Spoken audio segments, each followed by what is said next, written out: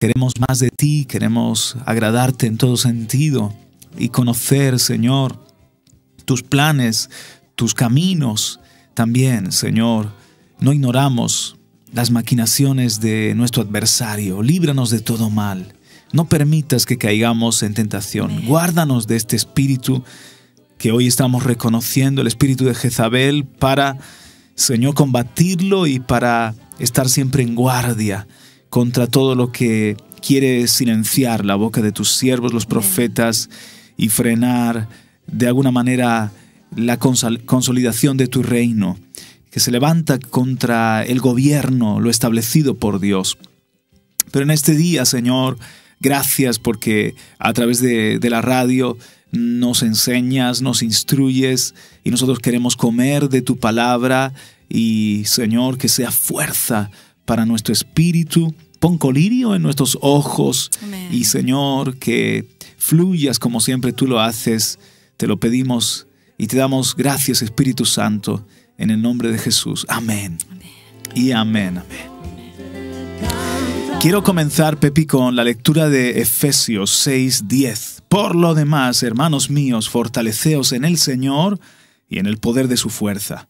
Vestíos de toda la armadura de Dios para que podáis estar firmes contra las acechanzas del diablo, porque no tenemos lucha contra sangre y carne, sino contra principados, contra potestades, contra los gobernadores de las tinieblas de este siglo, contra huestes espirituales de maldad en las regiones celestes. Por tanto, tomad toda la armadura de Dios para que podáis resistir en el día malo, y habiendo acabado todo, estad firmes. Creo que introducir este tema con Efesios 6 es crucial. Estamos en una guerra. Toda la vida del cristiano es un combate, es una batalla, y es muy importante, Pepi, estar fuertes, porque un soldado débil no puede batallar. Tomar nuestras armas, poderosas en Dios para destrucción de fortalezas, nuestra armadura, y entender que nuestra lucha no es contra carne y sangre. Dios nos ha llamado a amar hasta a nuestros enemigos y a trabajar por la salvación de los perdidos. Dios nos ha llamado no a juzgar las vidas, sino a edificar las vidas. Eso sí, hay un mundo espiritual, hay una guerra contra, lo dice aquí, principados, potestades, gobernadores, huestes espirituales de maldad que están operando en las regiones celestes. Y hay a veces estrategias que se repiten a lo largo de la historia. En este caso, en Jezabel, en el espíritu de Jezabel, encontramos un enemigo terrible, y hoy lo queremos desenmascarar. Así que tú nos ayudas leyendo, y vamos ahí parándonos. Es un artículo que ha caído en nuestras manos del diario digital Entre Cristianos, pero escrito por Francis Frangipane. No sé si lo pronuncio bien. Francis Frangipane. Es del 2007, pero tiene mucha vigencia. Así que lo hemos adaptado al castellano porque la traducción era un poco deficiente, y lo tenemos aquí calentito y listo para poderlo leer. Estamos reconociendo el espíritu de Jezabel, desenmascarando el espíritu de Jezabel. ¿Quién fue Jezabel, Pepi? Jezabel fue la esposa del rey Acab, que gobernó al pueblo de Israel. Se caracterizó por ser dominante y ser defensora de la adoración a Baal, y luchó porque en Israel no se adorase al Dios verdadero. Tras la muerte de Acab, su poder maléfico siguió en el reinado de sus hijos Ococías y Joram como reina madre, tiempos en los que fomentó la hechicería y la fornicación. Una estrategia de Jezabel para apartar a Israel del Dios verdadero fue la orden que dio de matar a todos los profetas. Uno de los personajes que Jezabel intentó matar fue el profeta Elías. Sin embargo, Elías se salvó de la muerte porque Dios le reveló las intenciones de Jezabel y logró huir. Eso es la parte histórica que se encuentra ahí en Primera y Segunda de Reyes, pero vamos a ver esas características de esta reina y lo que se movía detrás de ella. Pues con las características de esta reina opera en nuestros días un espíritu que se opone a la adoración y odia a los profetas. Es un espíritu devastador en las iglesias o ministerios. No es fácil detectarlo. Cuando aparece, pues se esconden personas con mucho carisma, personas trabajadoras y de gran empatía que suplen una necesidad en la congregación. Pero cuando es confrontado este espíritu, se evidencia la rebelión, la manipulación y el deseo de control, utilizando la mentira y la arrogancia. Así que puede atacar congregaciones, como de hecho lo ha hecho, y cuando se confronta, ¡pum!, aparece que hay por debajo una rebelión o una manipulación. Jezabel manipulaba a sus hijos y antes que sus hijos al rey Acab y los llevó a la idolatría y los llevó también a la hechicería. En fin, toda una bruja, la verdad, esta Jezabel.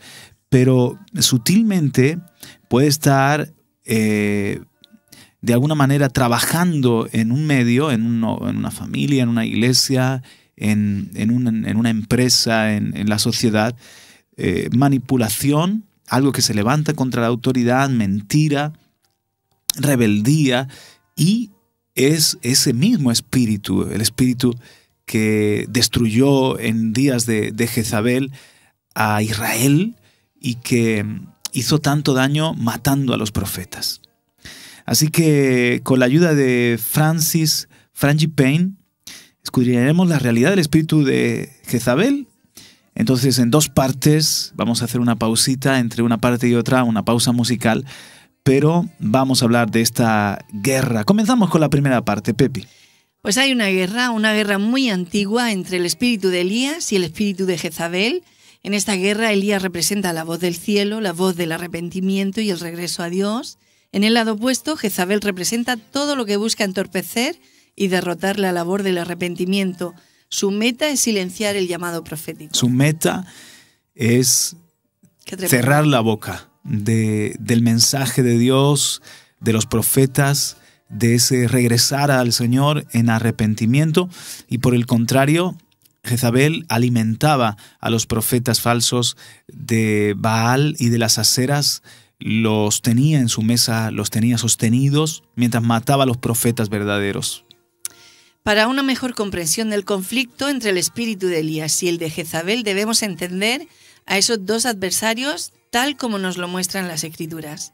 Cada uno es la contrapartida del otro. Si Elías es valiente, Jezabel es descarada. Si Elías va en contra de todo mal, Jezabel va en contra de todo lo bueno.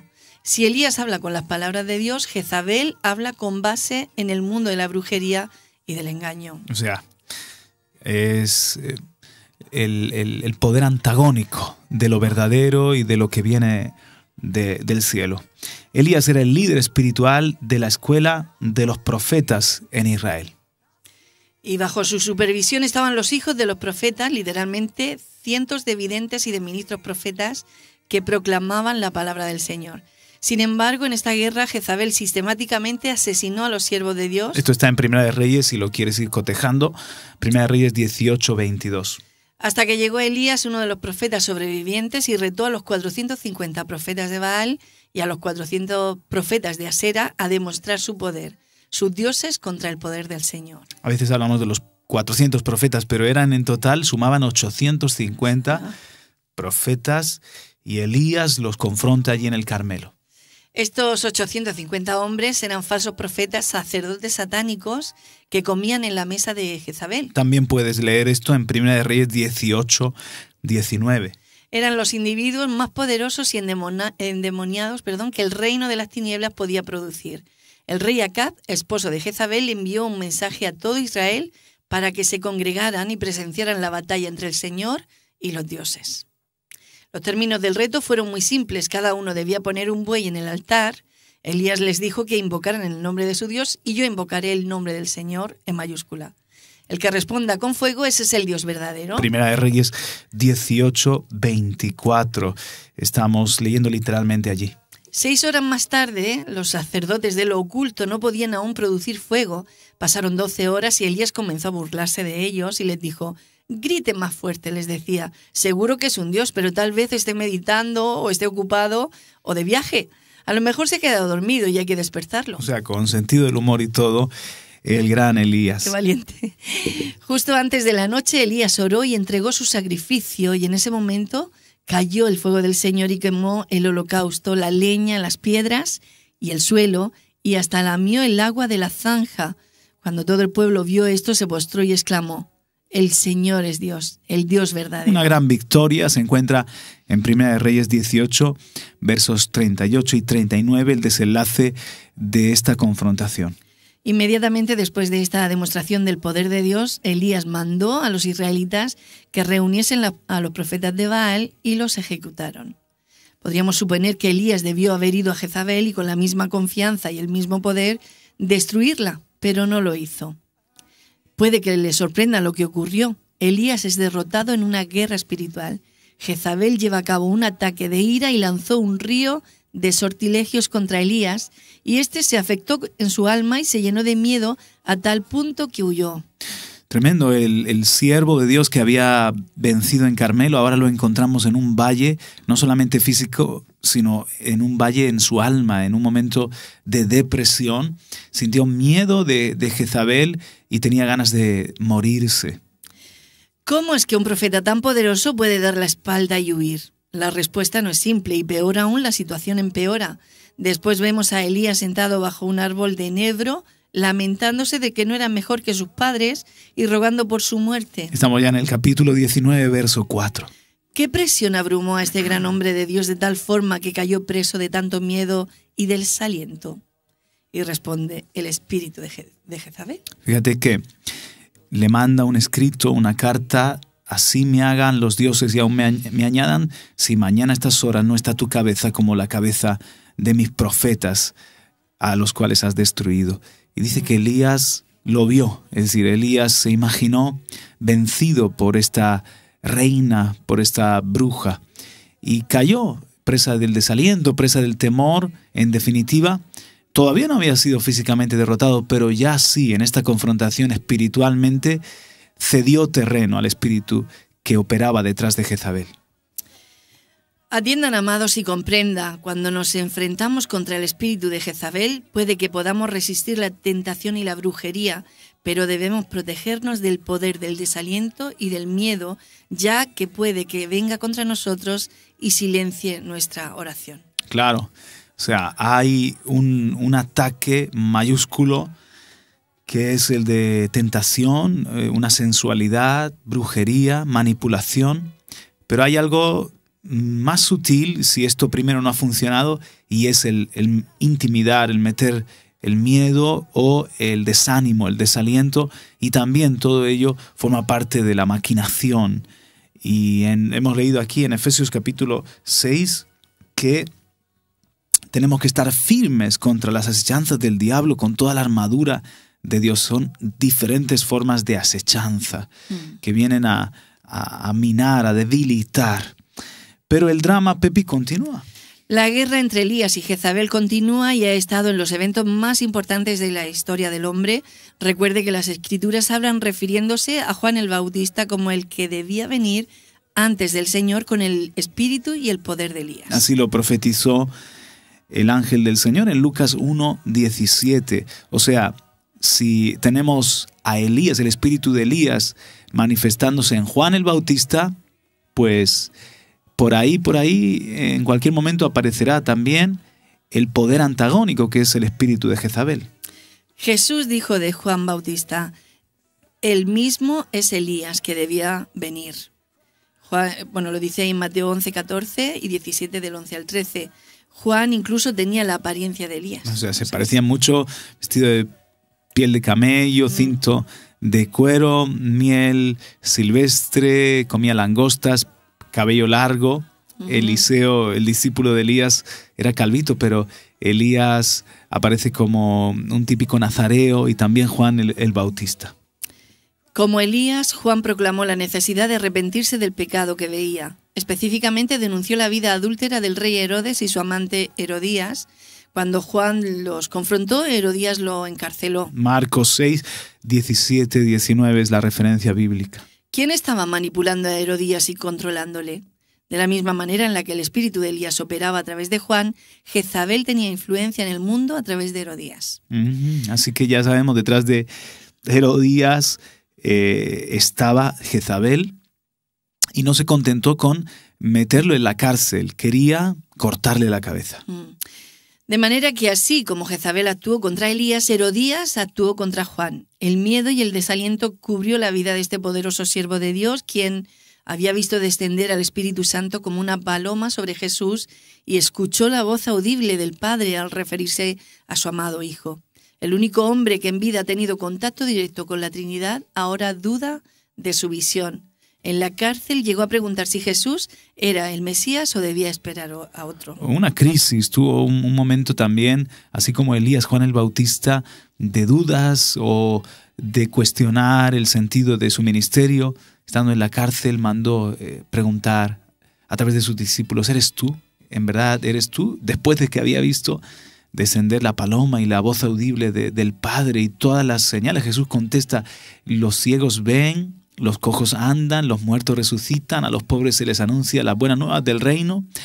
¿Qué más señales son necesarias, Juan? Y bienaventurado el que no se escandaliza de mí. O sea, Juan está en un momento, la Biblia es muy honesta y nos deja ver tanto las victorias como las debilidades de los siervos de Dios. Y Juan está en un momento así, de desánimo o de crisis.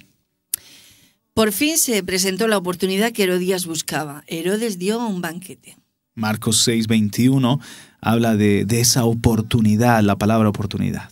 Es una palabra perfecta para describir el momentum de este evento, dado que era una guerra entre el espíritu de Elías y el de Jezabel. Herodías hizo que su hija danzara frente a Herodes, seduciéndole a tal punto que éste le prometió lo que ella quisiese.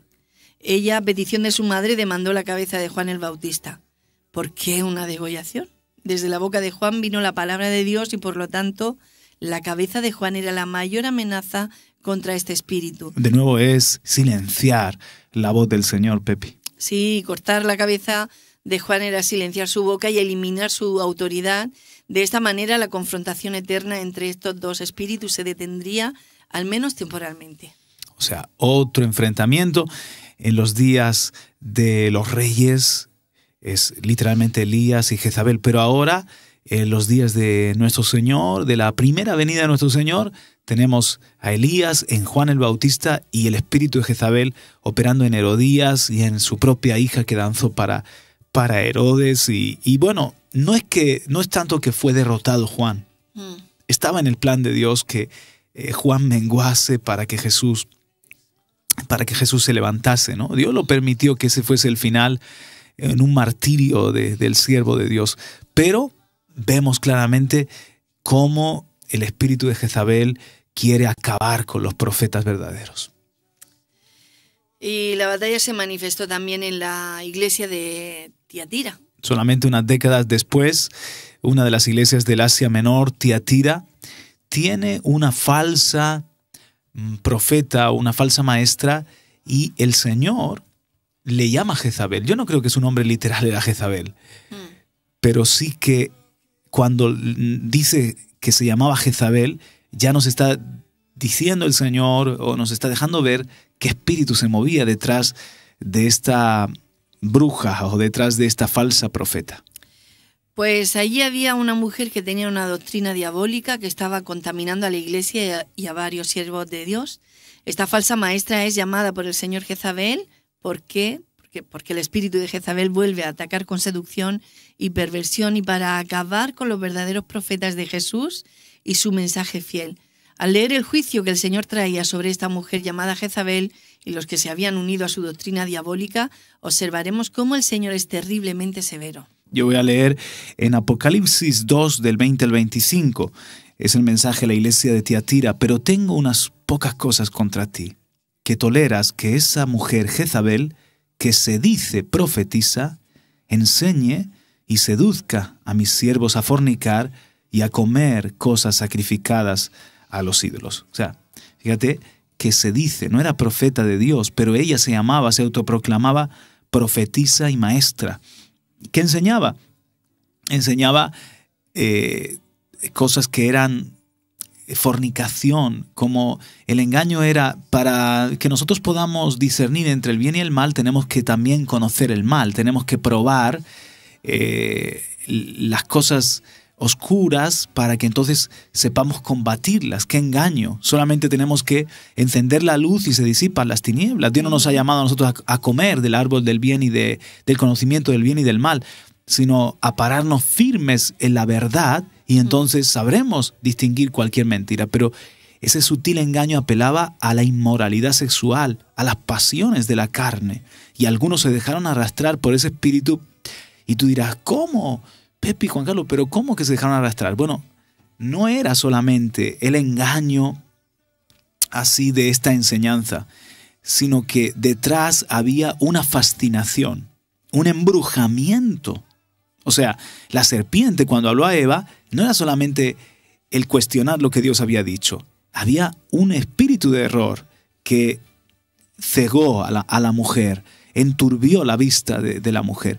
Y en esta falsa profeta también había una seducción que puso un velo, que puso una confusión en algunos en Tiatira, de tal manera que comenzaron a hacer cosas que son de las tinieblas, y también incluso ella decía que se podía comer de comida sacrificada a los ídolos, creando una polémica con la conciencia de muchos y con el mundo judío-cristiano. Así que yo sigo leyendo aquí en Apocalipsis 2 del 20 al 25.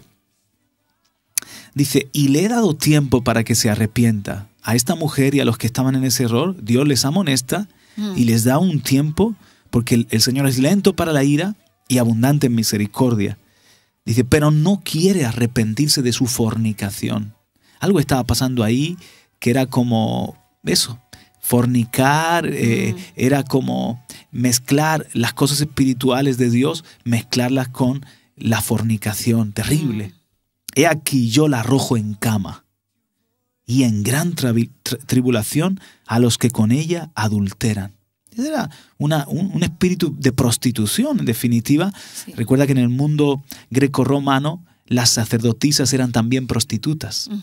Y habían prácticas de fornicación o de adulterio como parte de la adoración. Y a través de esta mujer, esto se coló, ni más ni menos que en algunos corazones en Tiatira, de la iglesia de Tiatira. Un cáncer, pero el Señor lo corta y dice, yo a ella la arrojo en cama, la enfermó y arrojó en gran tribulación a los que con ella adulteran si no se arrepienten de las obras de ella. Y a sus hijos heriré de muerte, y todas las iglesias sabrán que yo soy el que escudriña la mente y el corazón, y os daré a cada uno según vuestras obras. Parece el Dios que juzgó a Jezabel en los días de Elías, que se está levantando contra esta mujer y está cortando ese espíritu de una manera pues terrible, como para ponerse a temblar. Dice, pero a vosotros, a los demás que están en Tiatira, a cuantos no tienen esa doctrina y no han conocido lo que ellos llaman las profundidades de Satanás. Ahí estaba el engaño, Pepi, que decían, bueno, tenemos que conocer algunas cosas también de Satanás para ayudar a otros y poderlo desenmascarar. Qué engaño, ¿no? Es como si tú dices, no, yo tengo que ver películas de terror porque así yo puedo conocer lo que el enemigo quiere. Oye, tú no tienes por qué contaminarte, no tienes que probar la droga para sacar a otros de la droga. Claro. Y eso era conocer las profundidades de Satanás para como tener un conocimiento especial. Es ocultismo, en definitiva, es querer lo prohibido, conocerlo. Yo os digo, no os impondré otra carga, pero lo que tenéis, retenedlo hasta que yo venga. O sea, muchos en Tiatira evidentemente no habían caído en ese engaño, pero algunos sí, y Dios dice que Dios sabía quiénes habían seguido a esa falsa profeta.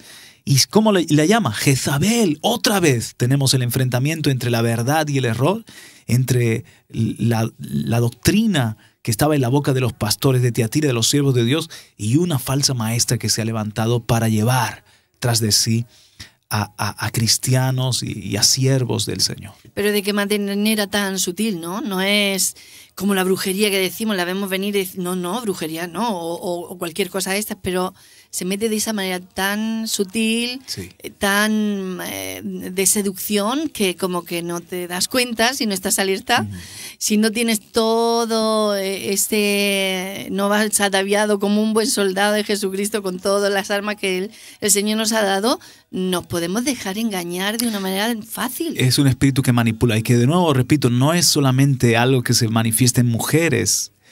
Me viene al caso un pastor que trajo una doctrina de que a quien él besara es como que le transmitía una unción, una gracia, y comenzó a manipular a las hermanitas y a las jovencitas de la iglesia y poco a poco llevarlas como al oculto, a la inmoralidad, al espíritu de fornicación.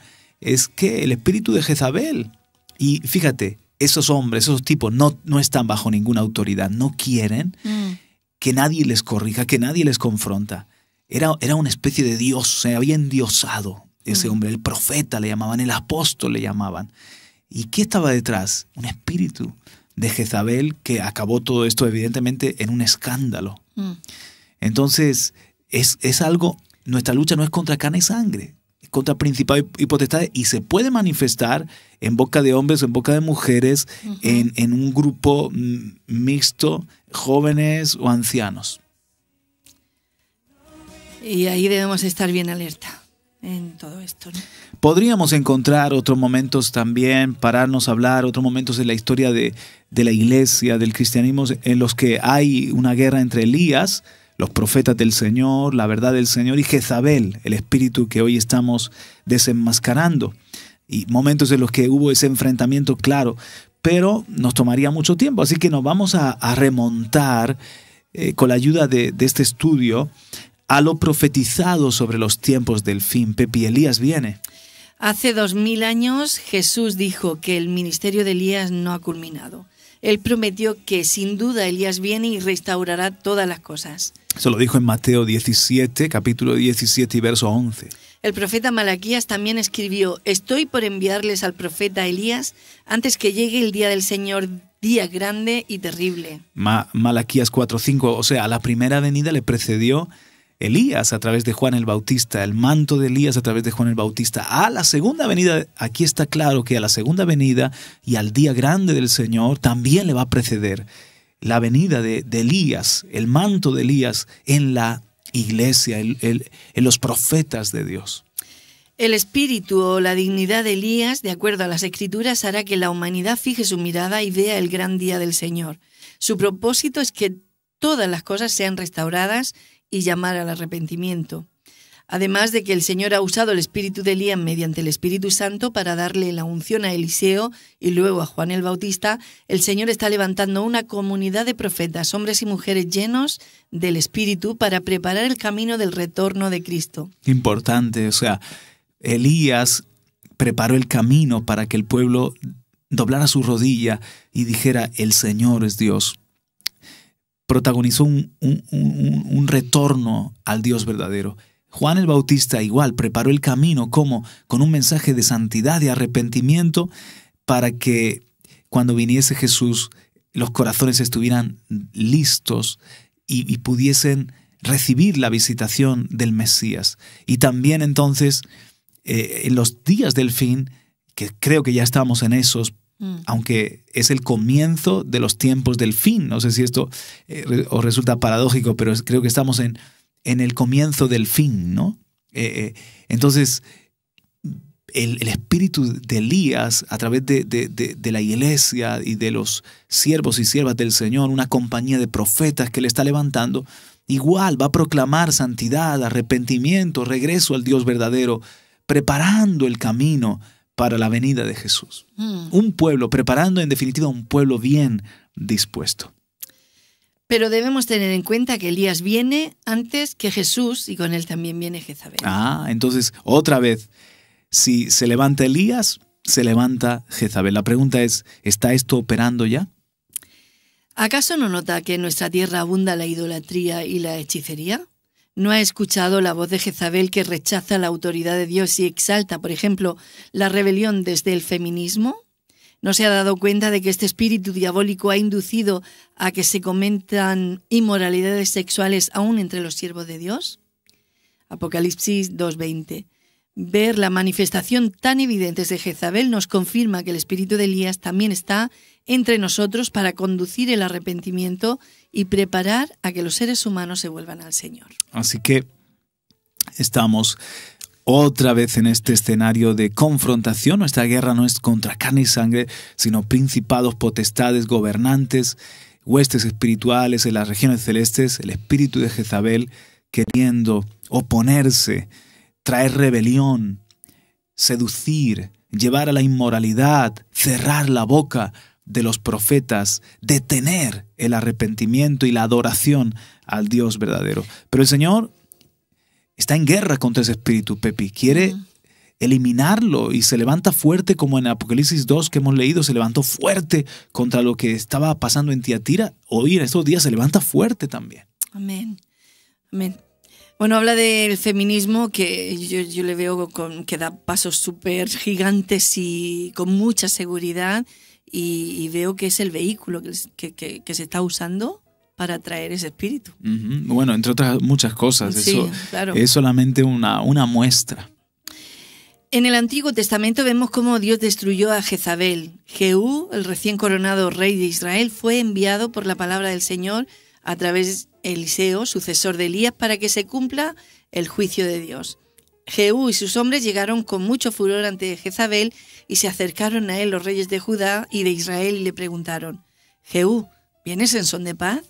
¿Cómo puede haber paz mientras haya tantas idolatrías y hechicerías de tu madre Jezabel?, replicó Jehú. O sea, esa conversación entre los hijos de Jezabel y Jehú, y dice: Jehú fue un instrumento como un látigo, un instrumento de juicio que el Señor levantó y lo usó para traer un cumplimiento de lo que Dios le había dicho. Siempre que vemos a Dios actuando, ha dado advertencias, ha dado oportunidad al arrepentimiento. O sea, a todo el mundo Dios le da una oportunidad de volver atrás, de hacer lo bueno, de pedir perdón, de pedir misericordia. Pero aquí vemos gente poseída por demonios, o sea, gente que es inicua, que es indigna, hijos de Belial, como esta Jezabel, ¿no?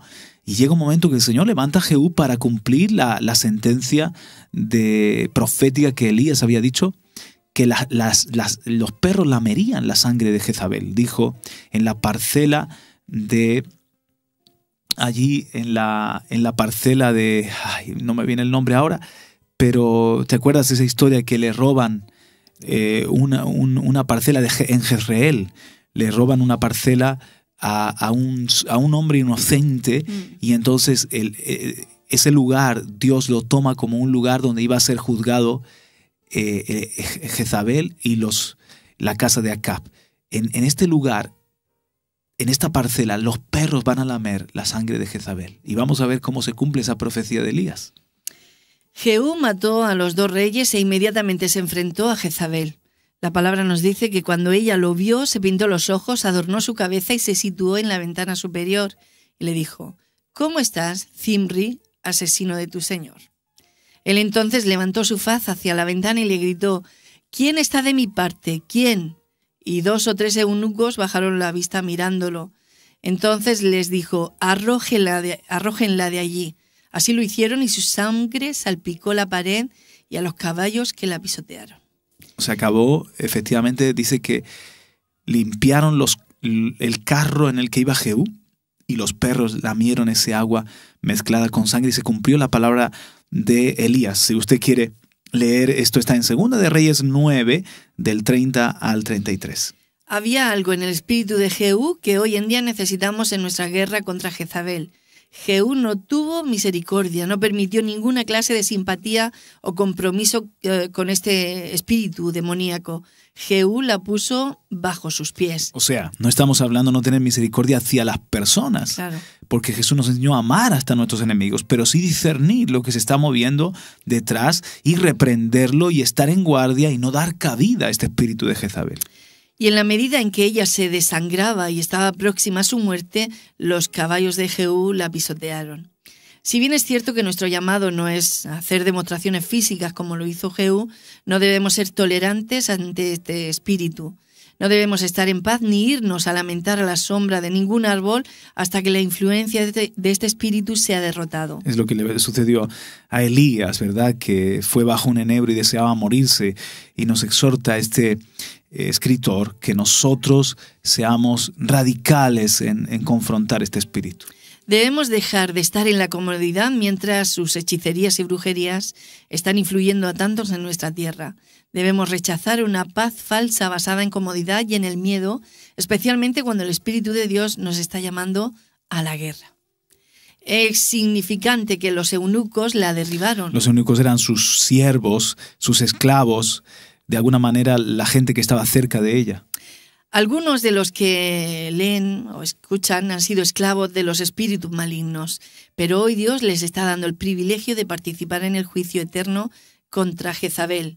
Conviértase en eunuco de Cristo, un esclavo del Señor por amor, y derribe a Jezabel. O sea, es pararme a favor del mensaje de Dios, de la verdad de Dios y de la autoridad de Dios, de lo establecido por Dios, su orden, y en cambio ser bien confrontativo o bien frontal en contra de todo lo que es sensualidad, rebeldía, murmuración y todo eso que está detrás del espíritu de Jezabel. Es como rebelarse contra lo que te ha estado dominando durante mucho tiempo y que te ha llevado a una esclavitud. Buen ejemplo, muy bien, exacto. Esa es la aplicación de lo que nos está transmitiendo. Recuerde, este espíritu maligno desea silenciar su autoridad espiritual callando su voz. Y en la medida en la que se libra de sus seducciones, debe aprender a hablar en contra de las influencias de Jezabel. Use el nombre de Jesús para ordenar a este espíritu que se aleje de sus hijos, familia, iglesia y de su alma. No dejes que te degolle, abra su boca y ore en su contra. Por ejemplo, podríamos orar así: Espíritu de Jezabel, con la autoridad que Cristo nos ha dado a sus siervos, ponemos en libertad a los que tienes como prisioneros. Derribamos tus malignas fantasías y las distorsiones de las mentes que has puesto en las mentes cautivas. En el poder del nombre de Jesús liberamos las almas de las ataduras de esta seducción y declaramos victoria sobre Jezabel. Amén. En el nombre de Jesús. Amén. Amén. Pues es la invitación que nos hace Francis Frangipane, y esto va a continuar después de una pausa musical, Pepi. Pues vamos allá, volvemos en unos minutitos.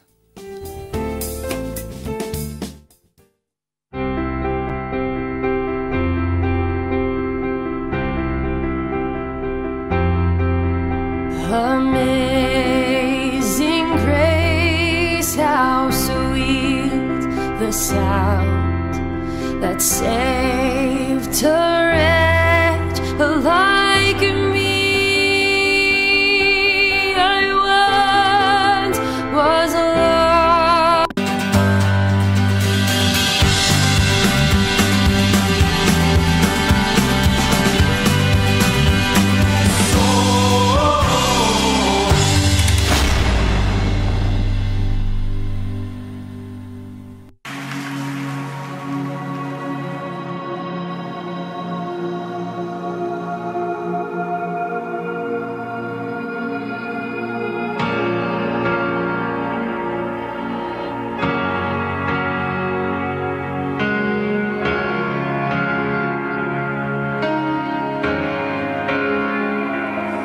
Jesucristo, reinas con poder, soberano, victorioso Rey. Ni la muerte pudo detener tu poder para vencer. Dios de lo imposible, te adoramos, eres invencible, soberano, tuya es toda la gloria.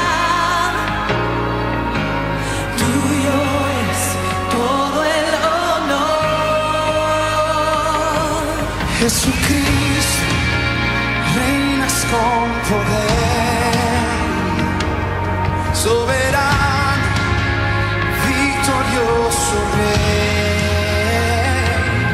Ni la muerte pudo detener tu poder para vencer.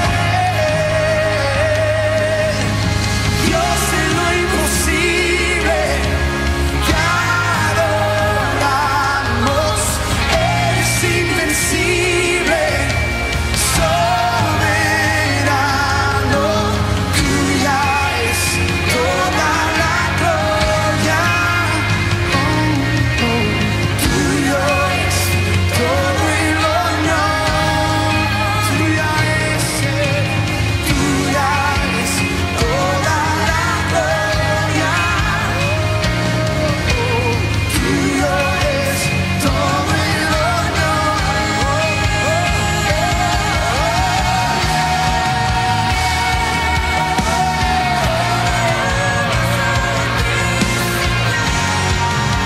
para ti,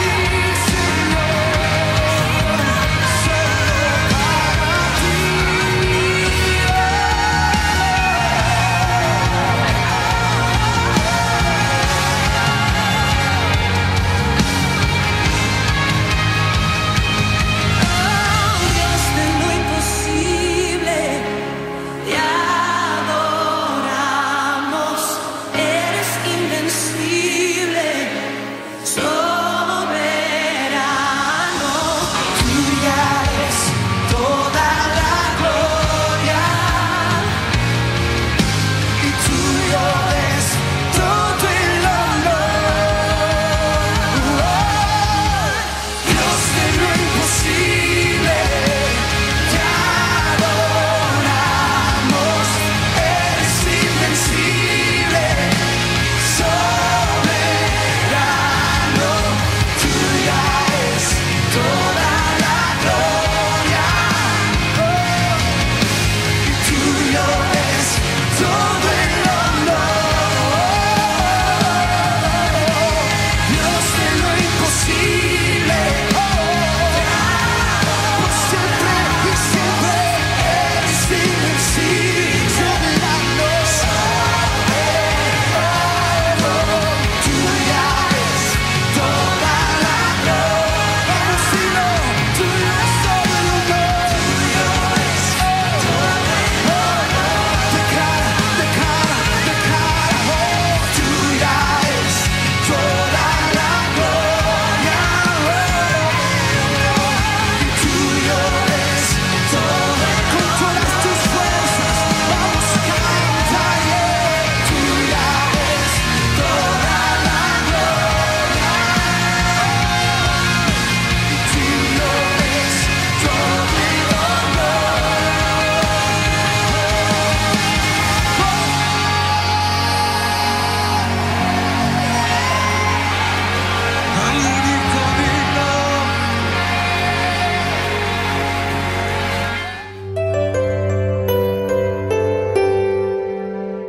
Y estamos en un programa estudiando o desenmascarando el espíritu de Jezabel. Es una guerra contra la autoridad de Dios, contra los profetas de Dios, lo establecido por Él, y aclarando siempre que no nos referimos a personas o a un colectivo en concreto, en este caso mujeres, sino a un espíritu que puede manifestarse a veces incluso a través de instituciones, a través de movimientos, y detrás es eso, es un deseo de parar lo que el Señor quiere hacer, que es llevarnos a sus pies en arrepentimiento y en humillación. Así que mucho ojito, Pepi. Mucho ojito, sí, bueno, sí, ojo avizor, atentos a todo lo que está pasando a nuestro alrededor. Seguimos, entonces, ¿qué va a pasar? Entonces, ¿cómo opera en lo práctico ese espíritu de Jezabel? Pues el espíritu de Jezabel atacará y buscará dividir las relaciones entre un pastor y los intercesores. ¿Cuál es el antídoto? Que el liderazgo de la iglesia, incluyendo el pastor, aprecie, comunique y apoye la labor de los intercesores y que los intercesores enfoquen sus clamores en que la visión del pastorado se cumpla a cabalidad. Vamos a abundar más en ello. Recuerden que es un artículo de Frangipane, que lo encontramos en el sitio web Entre Cristianos, y habla especialmente de cómo afecta, opera en el grupo de intercesores. Cuidado, porque son tan importantes los intercesores, pero se pueden producir en esos servidores una especie de confusión o una especie de contaminación por donde se cuela esa actitud, ese espíritu de Jezabel, y entonces eso, en vez de ayudar y fortalecer y levantar las manos al cuerpo pastoral, lo que se convierte es en un problema, en una disensión dentro de la misma congregación. Abundamos en ello, Pepi. Los pastores están en el campo de batalla. En cada conferencia a la que asisto, varios pastores me comentan las terribles experiencias que se dan en sus iglesias por batallas libradas por Jezabel. Y es que no tengo que ir muy lejos o que pasen algunas semanas para que alguien me llame pidiendo oración por las batallas que se libran en alguna iglesia. Satanás busca neutralizar cualquier autoridad espiritual. Para ello, no hay ningún enemigo del infierno que pueda hacer mejor esta labor que el espíritu de Jezabel. Cuando el espíritu de Jezabel ataca a alguien en liderazgo, su propósito es desautorizar la autoridad pastoral, bien sea por tentación, confusión, brujería, miedo o desaliento. Ya hemos hablado sobre esas diferentes prácticas en dos personajes claramente, que es Herodías y Jezabel, pero en un tercero, aquella profetisa falsa en la iglesia de Tiatira. Están esos ingredientes: seducción, tentación, inmoralidad, confusión, brujería, miedo, desaliento. Todo eso es la maquinaria que pone en marcha el espíritu de Jezabel para debilitar la autoridad y debilitar el ministerio profético de Elías. Jesús prometió que la iglesia vencería a Jezabel y nos dio autoridad sobre las naciones. Leemos en Apocalipsis 2, el mensaje a la iglesia de Tiatira termina con estas palabras que son de ánimo y de esperanza. Al que venciere y guardare mis obras hasta el fin, yo le daré autoridad sobre las naciones. Fíjate, en una problemática con el espíritu de Jezabel que menoscaba la autoridad, el Señor termina prometiendo que si son fieles y se mantienen en santidad y no se dejan llevar por el error de Jezabel, les va a dar autoridad sobre las naciones y las regirá con vara de hierro y serán quebradas como vaso de alfarero, como yo también la he recibido de mi Padre, esa autoridad, y le daré la estrella de la mañana. El que tiene oído, oiga lo que el Espíritu dice a las iglesias. Hemos leído Apocalipsis 2, 26 al 29. El espíritu de Jezabel busca dividir, disminuir y eliminar la autoridad espiritual que Dios ha dado a sus líderes. Sin pastores que conduzca bajo una autoridad sana a la iglesia, no podrá acometer sus funciones y entonces la confusión, la ambición y el caos reinará.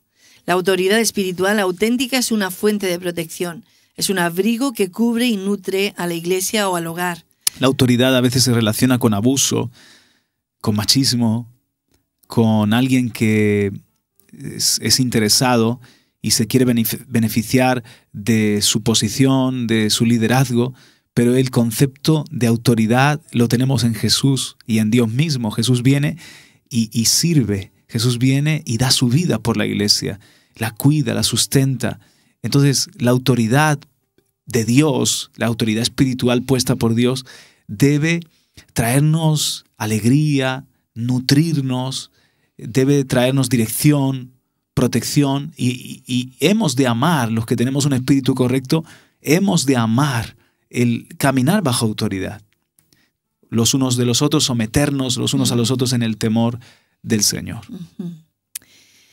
Dice que la autoridad espiritual auténtica es una fuente de protección, es un abrigo que cubre y nutre a la iglesia. Satanás busca neutralizar al líder cristiano en sus funciones porque si puede herir al pastor, las ovejas se dispersarán. Es una estrategia tan vieja como la Biblia, ¿no?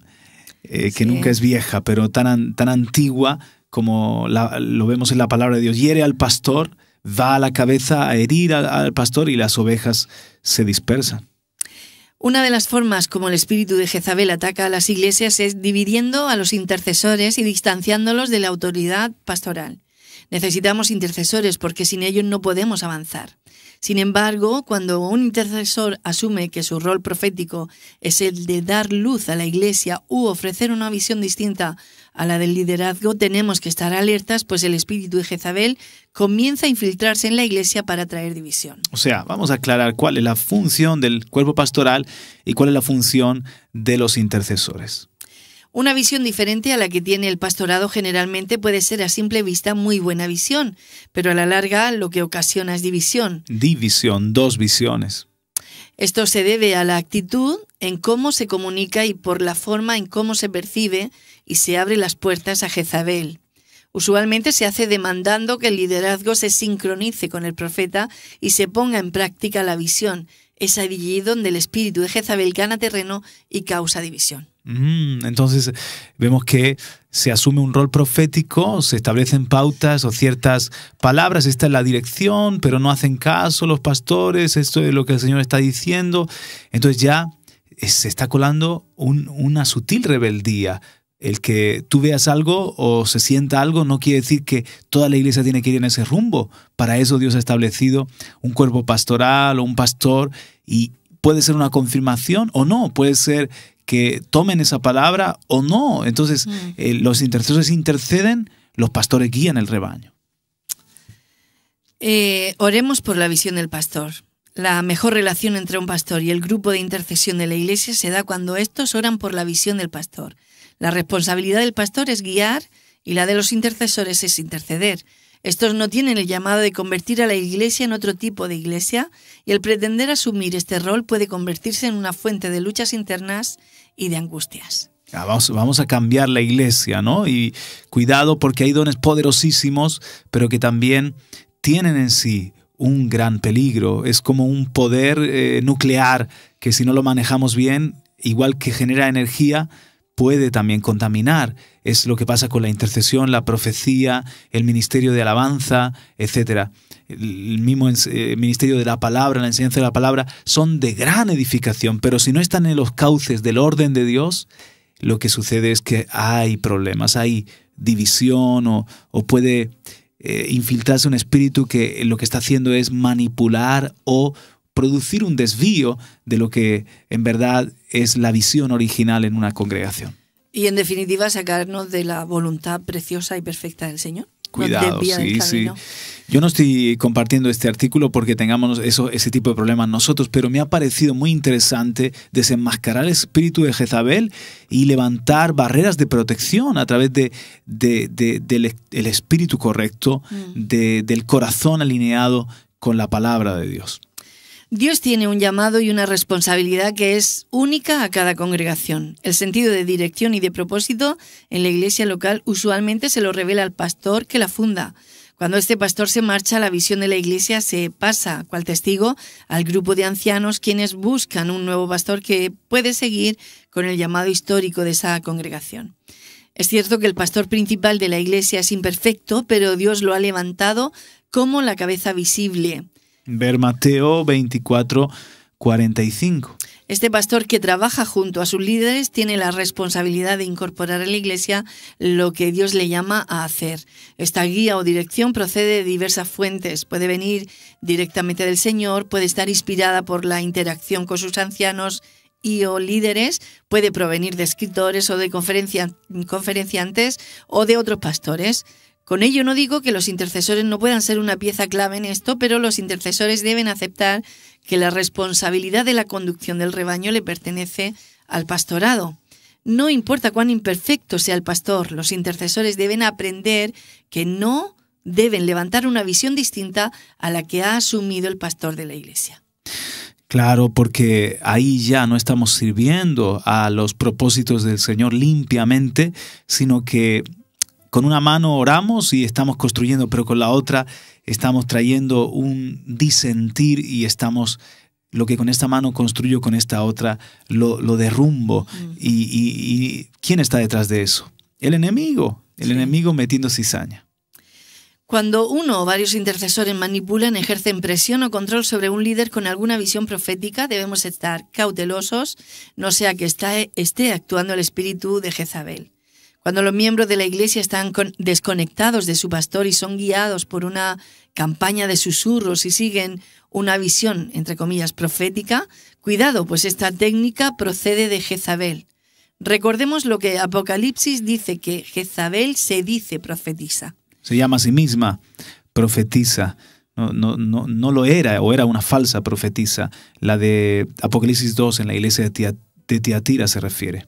Atención, pues esas autoridades espirituales, entre comillas, en la iglesia pueden herir y desplazar a la auténtica autoridad espiritual que reside en el pastor o en el equipo de liderazgo. En vez de seguir la dirección de un sentir profético sin conexión con el pastorado, debemos orar por la visión del pastor. Si su pastor no tiene una visión específica, pídale que la escriba con el fin de darle apoyo en oración para que la misma se cumpla. Si tiene alguna revelación cuando ora, con humildad, comuníquesela a su pastor o al equipo pastoral para que sea discernida. No debe ofenderse si no existe una sincronización inmediata con esta revelación o si nunca ocurre.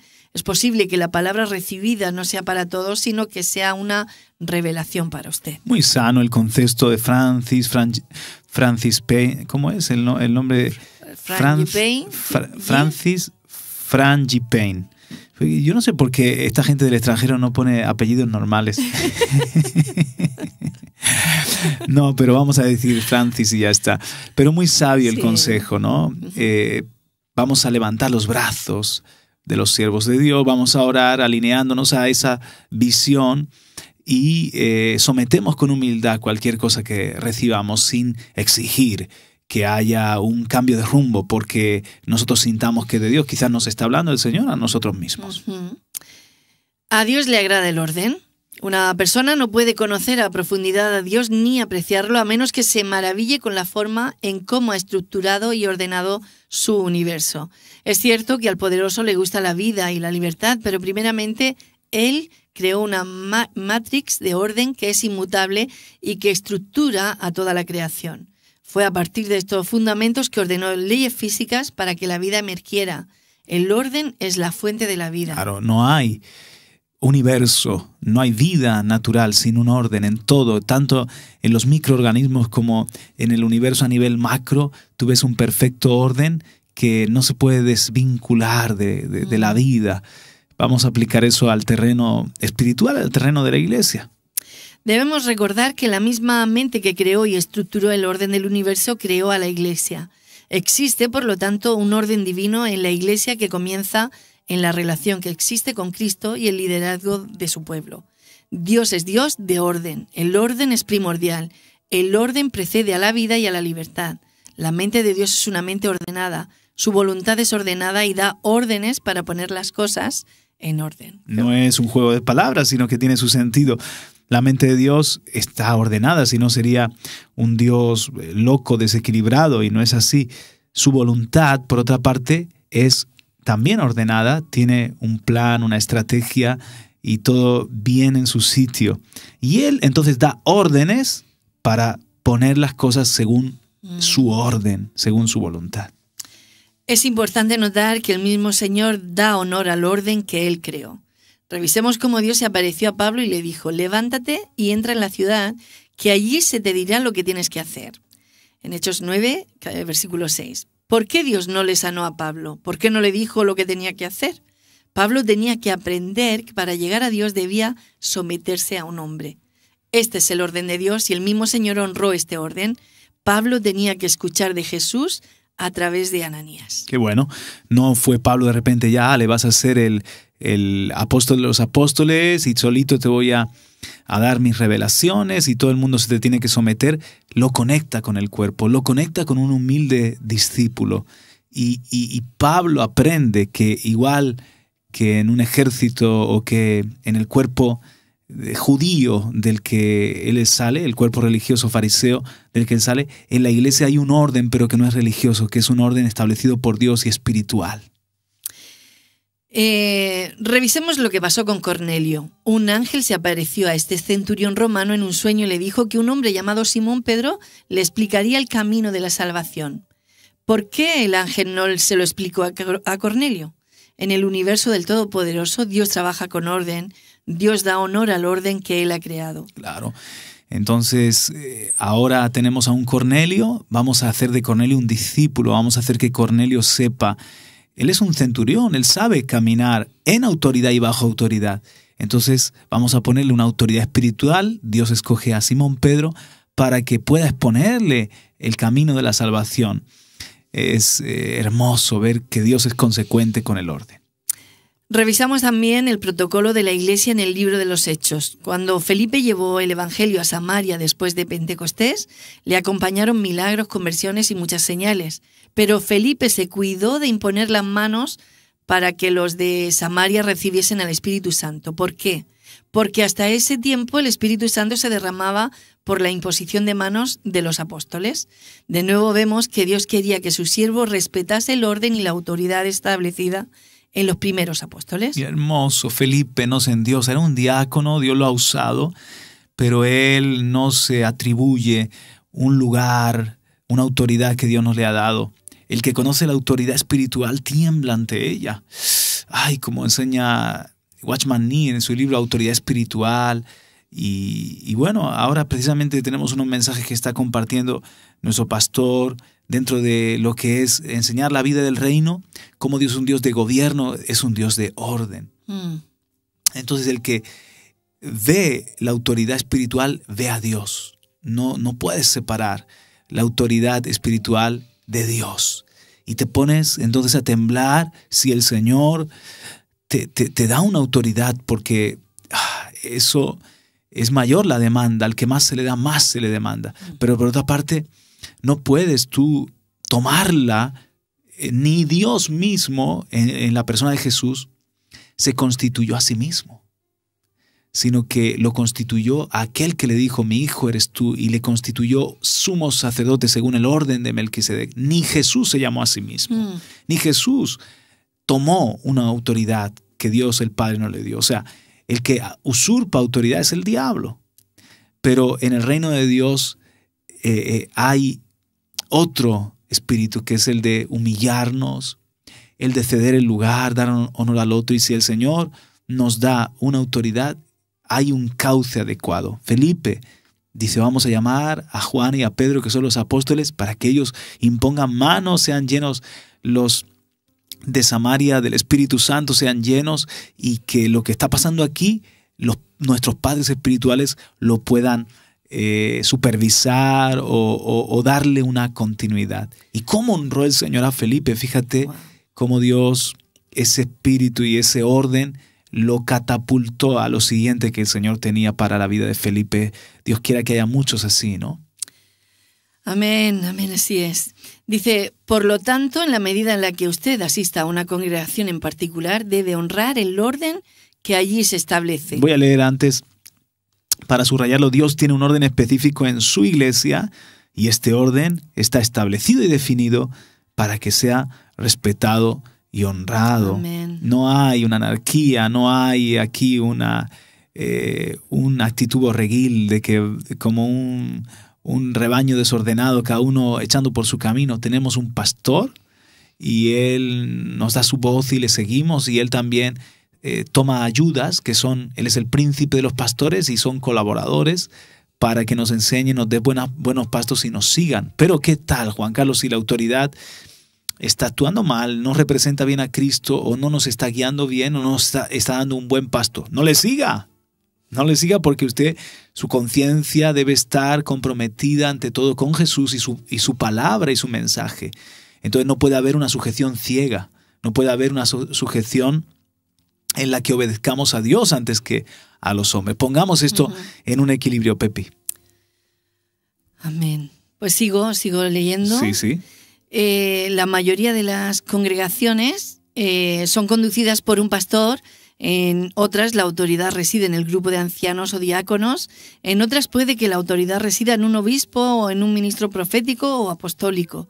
Sea cual fuere la estructura, hay que honrarla y someterse a ella sin disensión. Si usted siente que no puede crecer en esa congregación bajo esa estructura, busque una iglesia donde usted pueda desarrollarse espiritualmente, pero no debe generar conflictos si no está de acuerdo o no le agrada el orden que allí se ha establecido.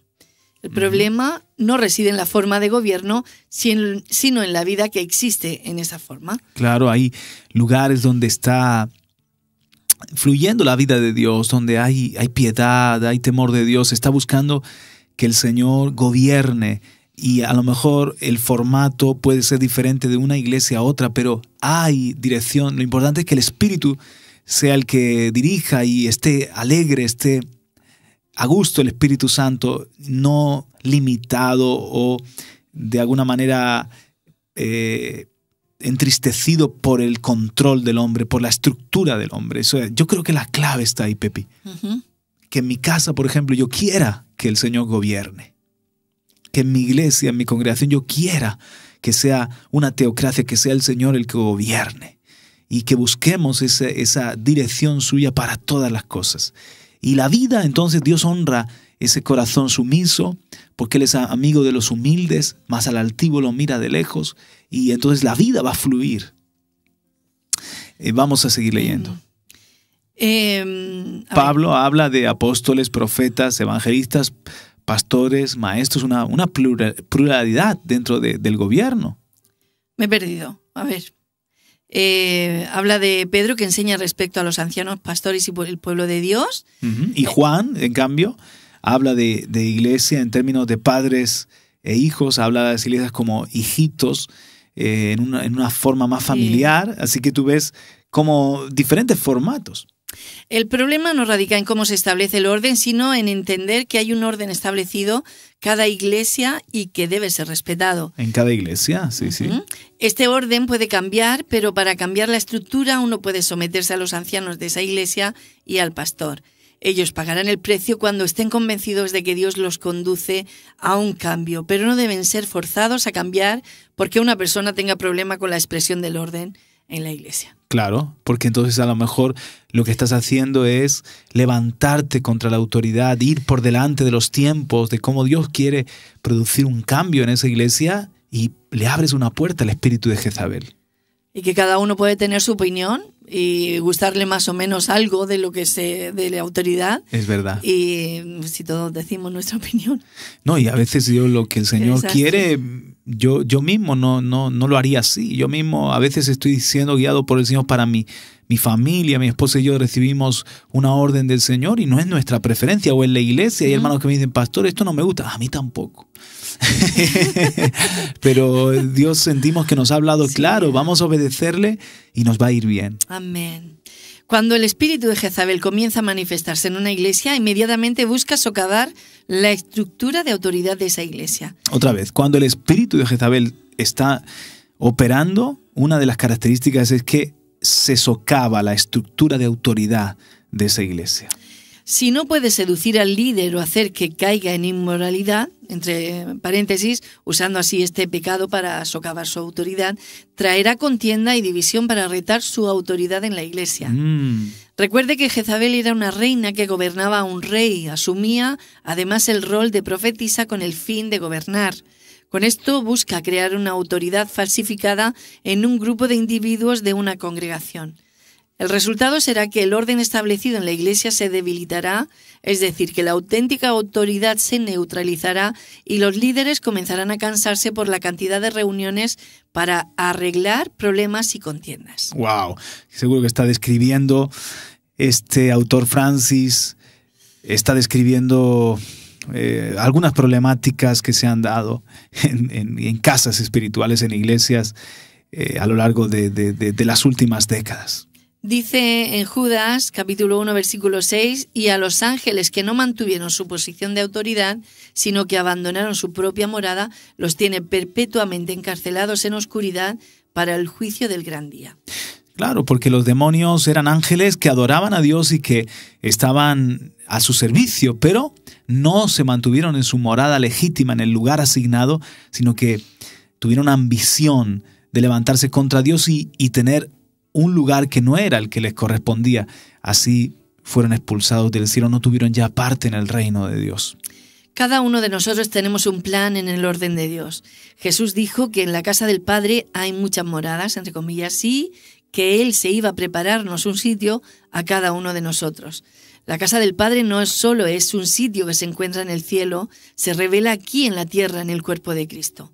Cuando intentamos romper el orden de nuestra iglesia, salimos del lugar asignado y entramos en los lazos eternos de la oscuridad. Claro, Dios tiene para cada uno de nosotros un lugar asignado, una morada legítima, una ubicación, porque a cada miembro lo pone en el cuerpo, 1 Corintios capítulo 12, como Él quiere. Si nosotros estamos saliéndonos del orden y queriendo un lugar que no es el que nos corresponde, estamos en ese principio de rebeldía de los demonios, de los ángeles caídos, y nos va a ir mal. Amigos, permanezcan fieles al orden de la iglesia donde adoran a Dios. Si este orden no se adapta a su temperamento, busque una iglesia que sí se adapte. Si usted no consigue una iglesia que cuadre con usted, es probable que esté llamado a comenzar una donde su visión del cristianismo puede cumplirse. Pero sea lo que haga, no abrace una autoridad falsa, no deshonre la autoridad de su congregación local con disensión y chisme, y en su lugar ore por la visión de su pastor. Si hace esto, usted estará contribuyendo al destino de Dios y estará al servicio del propósito de Dios. Y así termina este segundo artículo acerca de desenmascarar o reconocer el espíritu de Jezabel. ¿Qué te ha parecido, Pepi? Pues muy confirmador. No sé si existe esa palabra, pero confirma mucho de lo que estamos viendo y viviendo, ¿no? Y muy revelador también en algunos aspectos que dices tú, son cosas de la vida diaria, pero no. Cuando Dios está haciendo algo, la batalla está ahí. Cuando se levanta Juan, se levanta Jezabel. O sea, no estamos ajenos a esta contienda. Por lo tanto, tenemos que estar alerta con ese espíritu de Jezabel. Y ya que lo hemos identificado, yo no me voy a prestar a socavar la autoridad, a traer disensión, a imponer una visión, a manipular. Voy a estar en guardia y voy más bien a levantar los brazos de lo que es el gobierno de Dios. Voy a ser parte del mensaje de la voz. En vez de cerrar la voz de los profetas, voy a abrir la boca como profeta y voy también a contribuir para que los profetas, el espíritu de Elías, el mensaje de Dios de los últimos tiempos se siga extendiendo. Todo lo que se levanta en contra de eso, yo no quiero estar alineado con el espíritu de Jezabel. Y en el principio, cuando en el cielo se reveló ese príncipe precioso, lo que se reveló y empezó a criticar, o de alguna manera, porque él quería autoridad y buscó más autoridad, ya tenía, quería más. Pero no le correspondía. Y en realidad Jezabel también lo que quería era gobernar, claro, porque el rey era su marido, pero ella quería gobernar. Y luego gobernar a los hijos. Claro. Y luego, y si tú sigues la estela, tú ves en Atalía, la reina usurpadora, el mismo espíritu que era descendiente de Jezabel, el mismo espíritu. Y cuando tú ves en Herodías cómo manipula a Herodes para cortarle la cabeza a Juan, otra vez. Y en Tiatira, otra vez lo mismo, que es una falsa profeta, una falsa enseñanza para desviar, y había quien se había dejado arrastrar con ella a lo que llamaban las profundidades de Satanás, conocer las profundidades de Satanás. Imagínate qué viaje. Qué viaje de muerte. En definitiva, cuando digamos nos dejamos poseer por ese espíritu de Jezabel, lo que queremos es utilizar una autoridad no otorgada por Dios. Así es. O sea, estamos falsificando un lugar que no nos corresponde y no nos pertenece. Así es. Nuestra guerra, hemos leído en Efesios capítulo 6, donde empezamos, vamos a terminar. No tenemos guerra, lucha contra sangre y carne, sino contra principados, contra potestades, contra los gobernadores de las tinieblas de este siglo, contra huestes espirituales de maldad en las regiones celestes. Por tanto, tomad toda la armadura de Dios para que podáis resistir en el día malo y, habiendo acabado todo, estar firmes. La guerra esta no va a cesar hasta la venida del Señor Jesucristo. Padre, te damos muchas gracias, Señor, por traer luz en cuanto a esa dinámica, a ese mecanismo del reino de las tinieblas que se ha manifestado en el pasado en el presente y lo seguirá haciendo en el futuro, que es el espíritu de Jezabel. Atamos y mandamos fuera ese espíritu de rebeldía, de inmoralidad, de manipulación, de brujería, de desaliento, de temor. Todo lo que hay detrás de ese principado lo atamos y lo reprendemos, Señor. Amén. Y queremos ser fieles como siervos y como esa iglesia profética, fieles hasta el fin. Amén. Como los de Tiatira, que se tenían que guardar y mantenerse firmes, y tú les ibas a dar autoridad sobre las naciones. Sí, porque cuando nosotros nos sometemos a ti, resistimos al diablo, huye de nosotros. Y tenemos autoridad legítima, autoridad que viene de ti, Señor, Amén. para poder llevar adelante tu reino en la tierra. Gracias por este espacio, por este programa, y porque yo sé que hay personas que hemos sido exhortadas, amonestadas. Ayúdanos ahora a alinearnos siempre con tu propósito. En el nombre de Jesús. Amén. Y amén, Pepi. Pues cualquier comentario, llamada, WhatsApp, ¿a qué líneas? Al 968 35 30 30 o bien al que tiene la aplicación de WhatsApp 678 711 Y aquí revisando no aparece ninguna. Pues en podcast, en Facebook, en YouTube, en diferentes formas podrá volver a acceder a este programa, reconociendo o desenmascarando el espíritu de Jezabel. Un abrazo fuerte y sigan con nuestra sintonía. Hasta pronto.